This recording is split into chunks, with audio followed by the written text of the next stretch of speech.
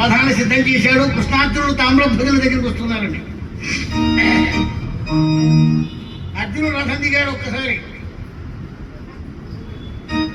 దిగి అంటున్నాడు, ఎక్కడ బావా పిల్లవాడు? వాడేనయ్యా. వీడా? ఏంటి బావా ప్రయాసమాడుతున్నావా? ఒక్కసారి గట్టిగా అరుచుగా పరిగెత్తుకుని పోయేవాడు వీడు నాతో యుద్ధం చేస్తాడా? నీ కంటికి వాడు బాలుడుగానే ఉన్నాడు, వాడు ఒక్కసారి కదలించి చూడమన్నాడు.